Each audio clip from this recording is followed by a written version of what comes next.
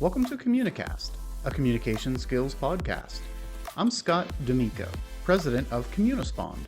Today I'm talking with Brandy Whalen, who facilitates meaningful conversations as the co-founder of Kitcaster, which is a growing and successful podcast booking agency.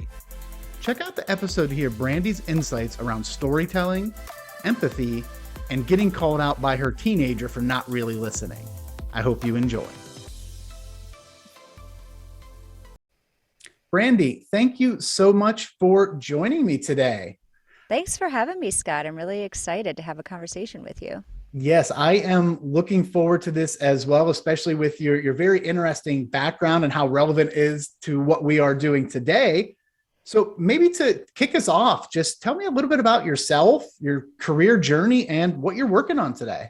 Sure, you got it. So my career journey, I feel like, it takes a while to kind of connect the thread. Like, what's this common thread that I've had throughout my career? Because I've done a lot of different things. I was in sales. I went to school for mapping, geographic information systems. And then I did PR, which got me closer to what I'm doing today, which is running a podcast booking agency, which is similar to the public relations world, except we're only dealing with podcasts. So all of our clients are looking to be interviewed on podcasts, and that's what we help facilitate great conversations, which is pretty incredible. Absolutely. And I will admit, up until a couple of months ago, when I received a message from someone on your team, I had no idea that a specific podcast agent exists, but it makes complete sense if you think about who your customer base is and what this medium is to really focus in on doing that. So as you think about what is the thread really that connected all of those and brought you from point A to point B? Yeah. So with all of that, it was storytelling and communication, really. Storytelling primarily. I think that everything is, we're, as humans, we're connected to stories. I think stories are so powerful, and it does not matter what you're doing. When I was in a sales role, it was creating this story, this narrative around, what it meant to work with our company. When I was doing mapping, it was creating a story, but through maps, like pulling people in through data and mapping and creating a story and a narrative around that. And in PR, that again, like building stories for companies and just getting that deep connection with clients and potential clients, which has carried through in Kitcaster with what we're doing today. And even more so, I think that podcasting lends itself to this incredible opportunity to dig deep into the human story. And a lot of times people don't even know that they have a story. Mm-hmm. So it's fun to watch that all come together. And after they get done with their podcast interview, they're like, "Oh my gosh, I actually didn't know that I had that cool story and a hidden deep down." Absolutely. And I love that the common thread is storytelling, because stories are just so powerful, can have such a big impact really on whatever it is that you're doing, whether it's a sale that you're trying to make, motivating your team, or really as a parent using it to teach lessons. With my kids, storytelling can make such a big impact, and definitely within the podcasting world comes into play quite a bit. Very important tool. And I would imagine with your experience, as you mentioned, sales, PR, the GIS stuff, and now with Kitcaster, understanding that storytelling and communication skills are so important to success, especially now, I think with the podcasting stuff. So when you hear the term communication skills, or more specifically that this person is a great communicator, what comes to mind for you? What does that mean? I think it means a lot of different things, because I think communication is not only the way that you are communicating with other folks, but also how you're communicating with yourself and how you're tuning into nonverbal communication. So I think it really encompasses a lot of different forms of quote unquote communication. So I feel like that because we're growing as a company and reading resumes, I'm sure that you've had this experience as well, and everyone always highlights that they have excellent communication skills, which is very broad. I mean, Sure. and we're in this age where a lot of our communication is taking place over email, which can oftentimes be misconstrued or misinterpreted. So Mhm. I think that plays into our kind of modern work culture, the importance of having compassion and empathy in your communication skills. And how do you make that happen in written form in an email? That's a really tricky piece. Have you Yes, found the with same thing with when as you're growing your team and just things that you look for and bringing folks on? definitely with communication skills, and if you dig into the writing and the email, is it's such a big part of everybody's work day today. And I'm not going to try and make up the statistic. I know I've seen statistics around it with regard to how many hours per day people spend on email. But to your point, when you're sending something in written form, so much can be lost in translation. You could be making a comment in jest or thinking you're being, funny or quirky with it, and somebody can take it the wrong way and think that you're upset with them or that maybe they find offense in it.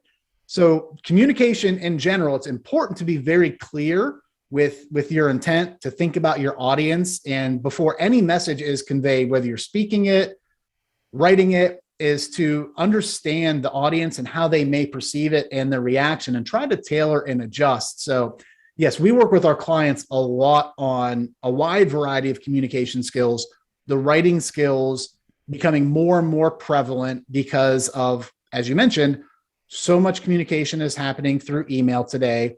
And I think also, if we think about how we were taught to write in school, Yeah. essay format, very long, very verbose, multiple paragraphs, and that's bleeding over into the work world, where sometimes I get an email and I'm just like, oh my gosh, if I'm scrolling on my phone, my thumb hurts from scrolling so much, and I just give up. I don't honestly, I won't read the entire thing.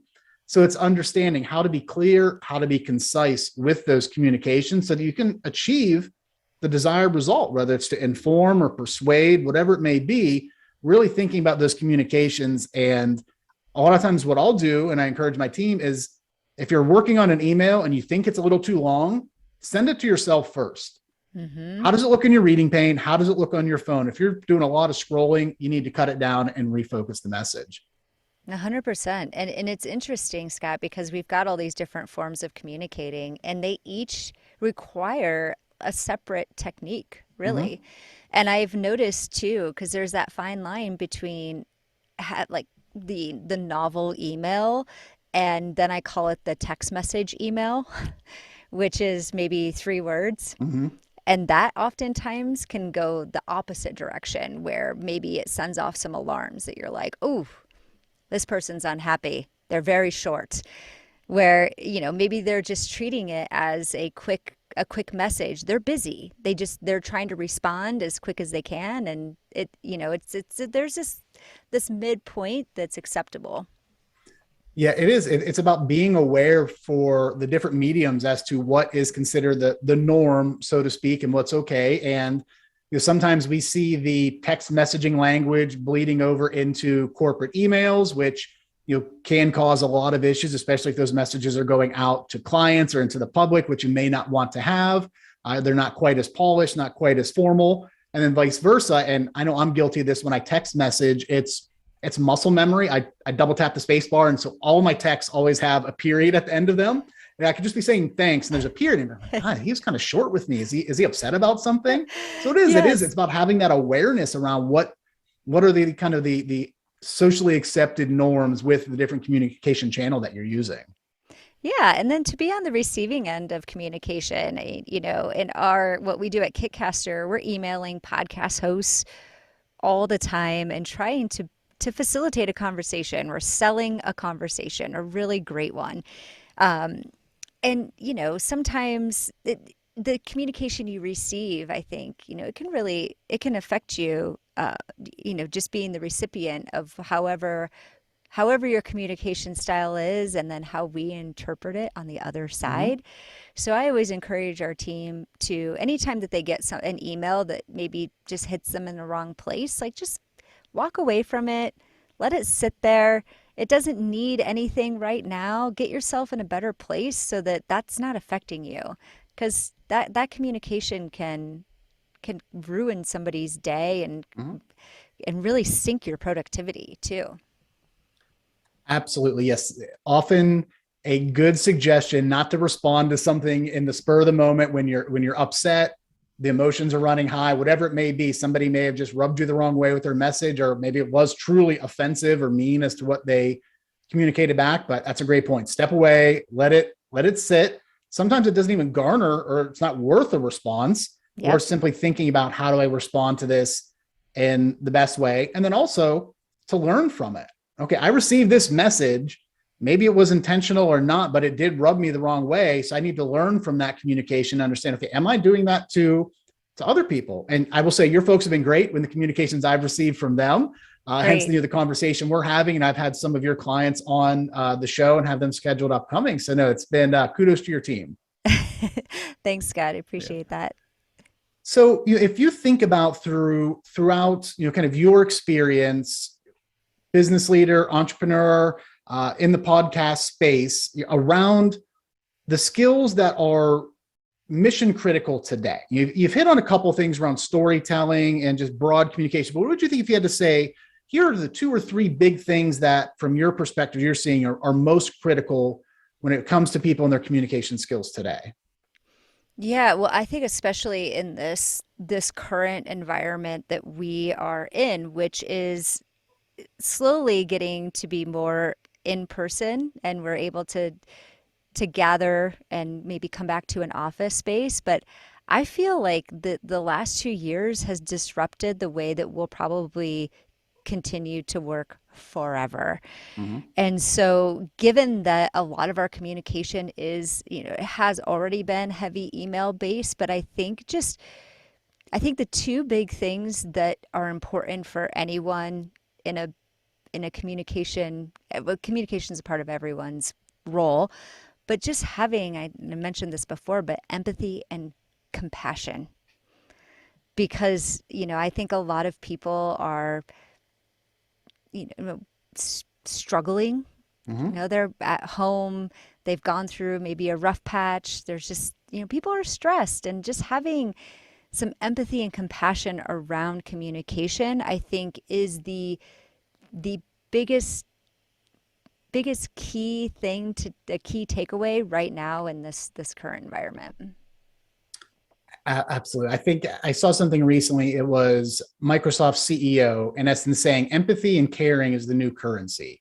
It That it's is. just so important to lead with those skills, especially if you're a people leader with your team within the organization, understanding where everyone is coming from. And I had an interesting conversation with somebody a few weeks ago, just talking about these concepts of empathy and compassion and respecting people's integrity and dignity. And so, for example, there's a big controversy around, okay, if you're working remotely, you need to be on camera, you need to be on camera, you need to be on camera. To an extent, I understand the importance of having those connections. But if you're leading with empathy, you're leading with kindness and caring, maybe it is understanding that this person is working like crazy. They've been doing e-learning with their kids for quite some time. They have laundry piled up behind them. They didn't have a home office. They're sitting on their bed, in their room. They don't want people to see that. So I think it is really stepping back and understanding that not everyone has a nice, home setup and was prepared to work from home for an extended period of time. They don't have that space, and maybe they don't have that comfort level of opening up that aspect of their life to their colleagues. So, I agree. Having this empathy and caring is just so important. Yeah, and I think that we've seen, with the Great Resignation, and people really going inside themselves and determining what's important to them. And it's to be treated well. And I think that we've seen that push, and I'm hoping that more people continue to respond in that way of recognizing that we can't continue to push people to the edge and have all these high expectations. And also, when people are working from home, it's really hard to create boundaries. It's, your home. When does your day start and when does it end? And I feel like even 5 years ago, we had this expectation that, you have email, you have your phone, you should be able to respond like that. And it doesn't matter what time it is. Hmm. And I am seeing that kind of come full circle. And I don't know if you've seen this too, but I feel like people have really boundaried themselves and their communication, where it's like, okay, I work from 9 to 5. These are the hours that I'm going to be communicating. And it's acceptable to not get a response right back from someone, knowing that might take them some time. Maybe it's 7 p.m. and they're Hmm. they're offline. So I think it's a really cool thing to see in our business world of how we're caring about people and caring about having a container to work within.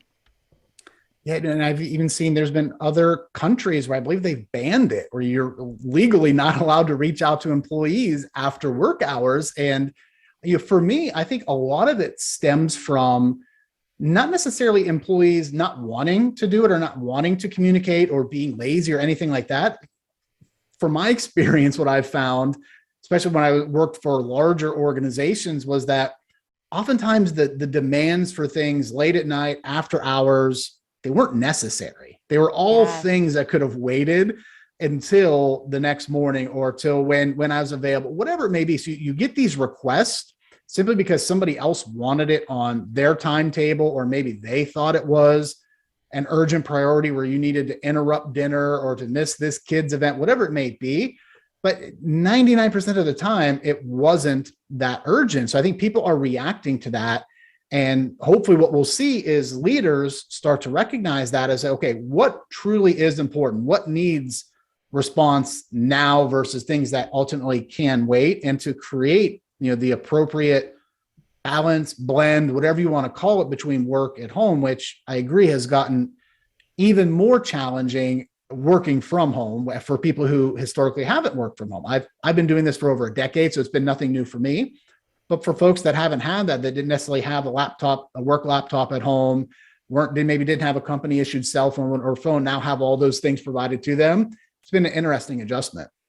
Yeah, and I think it's really what you mentioned, Scott, about the priorities, and it may be top of mind for you, but is it really something that needs to be done right now? I think that that's something else for leadership to be mindful of is, I know that some people work in the evening or they'll send an email when it's top of mind, which Mhm. could be at 8 p.m., but just putting yourself in the recipient's shoes, and maybe you're not expecting them to take care of it at 8 p.m., but perhaps they open up their email before they go to bed and then they see this note that's like, "Hey, where is this project? Where are we at with this?" And then it's hard for them, like their mind starts spinning, Mhm. and hard for them to unwind and then fall asleep. And you just have to be mindful of what you're putting out there and how and at what time, and the urgency around it and how it's being received. Definitely. And then there are, great tools within Outlook that you can schedule emails to go out at later times. So you're not dealing with, if you want to get it off your plate, top of mind, you can either boom, put it in, schedule to go out at 8 a.m., put it into your draft so you can schedule it the next morning. Or if you have to get it out, you simply put, hey, no need to respond now. Wait, this can wait until tomorrow morning, whatever, wait until you get back from vacation, whatever it may be. There's lots of options out there, but that if you are mindful of other people's reaction scenarios, what they're going through, you can definitely make communication a lot better. Yeah, 100% agree. So if you think about your career and your journey getting to the point of leading a successful growing organization, if you had to maybe pinpoint it down for yourself, one of your communication skills that has really served you well throughout your career, what would you say that would be? I mean, honestly, I think listening has probably been the greatest communication skill that I have found to be most effective for me. Whether I have 3 children, so whether it be at home with my kids, with my personal relationships within an organization. You know, I was on a podcast a few weeks ago, and one of the questions was, do you listen or do you wait to talk? And I thought that that was really interesting because there are moments that, yes, of course, I'm waiting to talk, but I always want to just be listening. I think there's so much to be had in that art of communication. So listening is a critical skill, and it is something that I do believe a lot of people are lacking. So if I were to say, people that are waiting to talk or really listening, I would say probably more people skew to that just waiting to talk, waiting to respond, can't wait for you to shut your mouth so they can jump in and tell you what they think.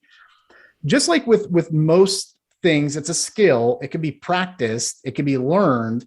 What are some things that you do to ensure that you're able to be an effective listener?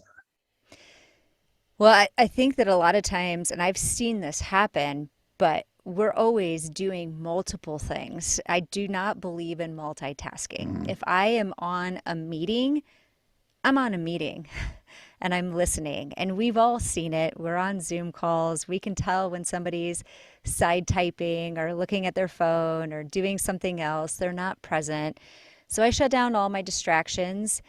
And sometimes I just sit, like after somebody's done talking, I just sit there.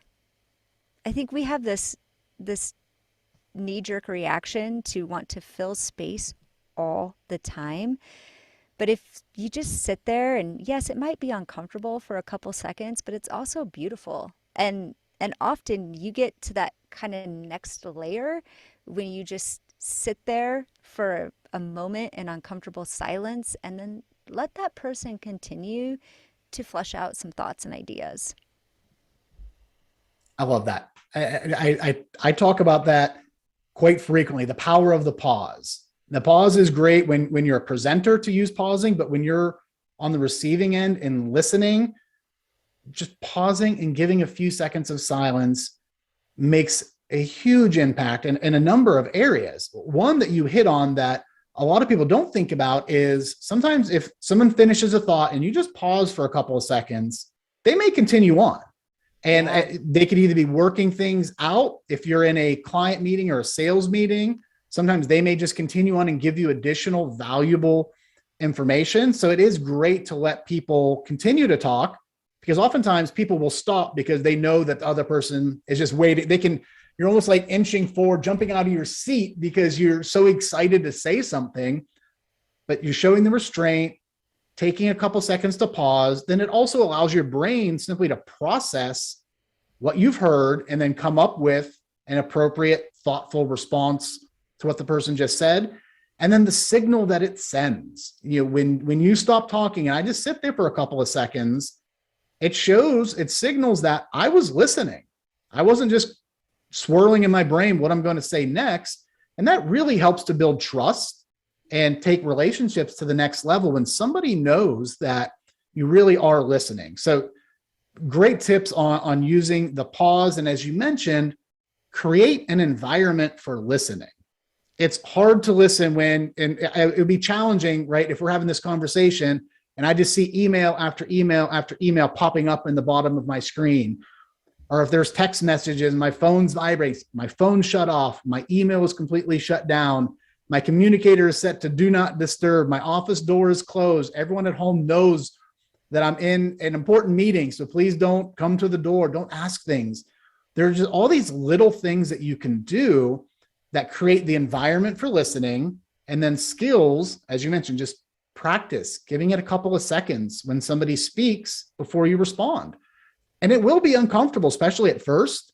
I was doing a podcast a couple of days ago where when I was a guest on somebody's podcast, and when they would ask a question, I would have that pause and they would, did you get that? Did you hear me? They weren't used to people waiting and processing to the point where they thought maybe they weren't clear, or I didn't understand, or I didn't hear them. So it's uncomfortable at first, but when you get into the habit of doing it, it is a great tool and it's memorable. And I've talked about this a lot on this show, is I've had a leader before, and especially on the phone, it was really somewhat, I won't say awkward, but you really notice it on the phone when you don't have the visual cues, where you would say something and he would take a 2 to 3 second pause and then respond. That always stuck with me about him. It's one of the key things I remember about him was that I always felt that when I was talking with him, I was important and that he was valuing what I said. He may not have agreed with it, but he valued that what I was bringing to the table and took the time to listen and process it. Yeah, absolutely. Absolutely. And I do think too that sometimes not every when you're listening, sometimes it doesn't require a response. I think again, we're so programmed to have like, especially when somebody's talking to you about an issue that they're having and they're talking to you. Your job is to listen. They didn't necessarily ask for your opinion, but we can't wait to tell it. So unless they ask specifically, like, what do you think? Try not to give it.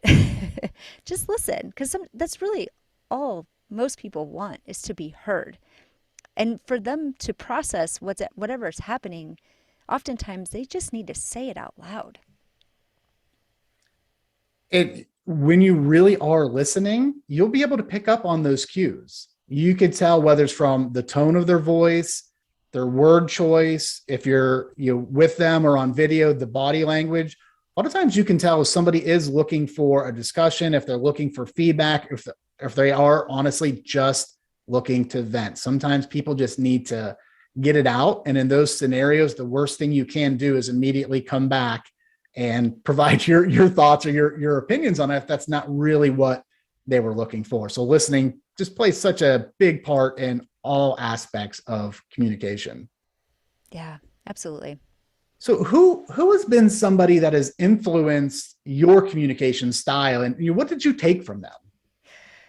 Well, I am constantly watching how people communicate, and a lot of times looking at the things that I maybe would make some adjustments to. So not only just the things that I really appreciate in folks' communication style, but also things that maybe I'm like, ooh, like I maybe would tweak that a bit.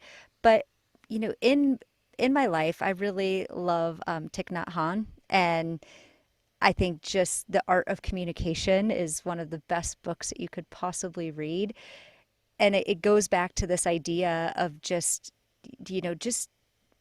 being aware and conscious of your communication style. Um, just kind of being in the moment and being really careful of misinterpretations. Back to the idea of storytelling. We as humans are creating stories and narratives in our head all day, every day. So if maybe we have a conversation with someone and we keep turning it over and trying to, make it something that maybe it really wasn't. So really just kind of stripping that back and just making sure that when you're communicating that you're also in the right mindset and that your thought process, if you need to take a step away, maybe take some breaths and then reassess what's happening. So I would say that has been the biggest influence for me. Self-awareness is something that doesn't come up a lot in my conversations. People are often talking about the various skills, the things that you can do, but if you think about ways to improve anything that you're doing, but specifically towards communication skills, self-awareness is likely one of the key factors to making progress. And there's a lot of things that you can do to gain more self-awareness around your communication skills, whether it is simply recording conversations to learn from it, video recording yourself, presenting so you can identify certain things that you do that could be distracting or pulling away from your message. And I remember the first couple of times that I saw myself on tape presenting, or prior to my sales career, I was a teacher. So one of the exercises that we did during our student teaching was we had to videotape ourselves delivering a lesson. And I remember as I watched it back, I thought that I looked like dating myself here, but the old game Pong, because the ball bounces, I pace back and Back and forth the forth. entire time in front of class. And I just like, gosh, how distracting that must have been for the students just watching me going back and forth the entire time. And then when I later on, I believe when I first came to Communispond, watching and recording myself present, I identified that I had what I called T-Rex arms, where my elbows were locked here, and that I gestured like this, and it not as powerful and not as engaging to use different types of gestures, bigger gestures, gestures that match what you're trying to say. So yeah, that self-awareness is huge for anything if you're trying to grow and improve. I love it. Yeah, and that's something, talking about self-awareness, but also back to the piece of watching how people are interacting and kind of taking cues. And one thing that I think we're all guilty of, because we have our Apple, we have our smartwatches, we have our phones, and let's say we're having coffee with a friend. And how often have you been in a coffee shop with a friend and all of a sudden they're like staring at their watch or they're looking at their phone? And it always makes me really, I get anxious because I'm Mm-hmm. like, oh, well, they must need to be somewhere else, or are you good? Right. So I know what that feels like, being with someone who doesn't seem to be engaged. But I think it's just habit, right? Like we're just creatures of habit and we're constantly being pinged, so we're looking at everything that's pinging us. So something that I have been doing, because I'm guilty of it, I certainly have done that, and I have to have some self-awareness and reflection, like, have I done that before? Oh yeah, I absolutely have. So I take my watch off and I put all my stuff in a bag, and I don't even allow myself to, when I'm in those situations, especially, what a rarity to be in a coffee shop with a friend or out to dinner with friends, but like, be there, be present. There's very few emergencies. I absolutely agree. Going back to what we talked about earlier with this idea of, oh, I need this now, I need this at 8 p.m. Very few emergencies. What I do for a living is not life and death. So if there is a 30-minute or an hour delay on something, chances are things are going to be okay. And I will say, one of the reasons that I enjoy Communicast and doing these podcasts so much is because for a half hour, 45 minutes, I am just locked into a conversation. Like I said, phone is off, emails off. I'm not getting any outside distractions where I can just focus on the conversation. And I intentionally don't book things on my calendar right after these, because I don't want to be thinking about, oh my gosh, I have to hurry up and wrap this up and get into this next meeting and prep and what. So I try to keep some white space on my calendar after these, so I can really focus, be relaxed, be present. And I've talked about this a number of times, when I'm with my kids, after work, a lot of times I still have email, whatever coming in, or maybe I'm catching up on social media. But if they want to come down and they want to tell me about the day, or, my daughter's showing me a TikTok or something, if I have my phone in my hand, I close it, lock it, put it down, kind of turn to her and just lock in. And I've noticed since I've been doing that, just the reaction that I get from them is so much better. They realize, okay, I have dad's attention. Dad wants to hear this. He's interested in what I'm doing. And while it may seem like something small, those things build up over time, so that when they need to come to you with something important, knowing that I was locked into them for something as trivial as looking at a video on their phone, if they have something important that they need to tell me or come to me, they know that I'm going to be there, that I'm going to listen, I'm going to hear and value what they have to say. Yeah, and don't you think too, you're creating good habits in them? Like they're going to model what you're Yes, doing. Yeah. absolutely. I actually got Absolutely. called out by my 14-year-old once for, he's so thoughtful. We were just, he's like, sometimes it feels like you're listening to me, but you're not listening to me. And he was right. I mean, I'm constantly, making dinner, trying to listen, checking my phone, doing all these things and not just being present. And they know, they sense it, they feel it, they see it. And it's just such a short amount of time, like in the grand scheme of life, like just be there. Yeah. Be present. It is so important. It'll make a great difference. And as you mentioned, you're modeling those behaviors. for when they grow up, right? And they're adults and they're having these relationships. So critical. Love it. So I want to be respectful of time. What closing thoughts would you have for, an aspiring entrepreneur, maybe somebody looking to start a podcast, whatever it may be, kind of closing thoughts around communication skills and, the important role that they can play in success?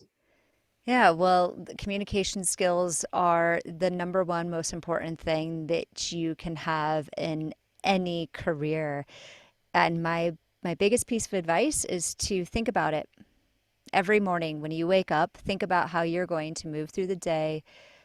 Maybe you have stacked meetings, maybe you have an hour to send email communication, but think about how you're going to show up to each one of those times throughout your day, throughout your life, and always be improving, reflecting on how you handled a conversation, how you handled an email communication. Ask for feedback from people that are really close to you and really take it and try to make improvements.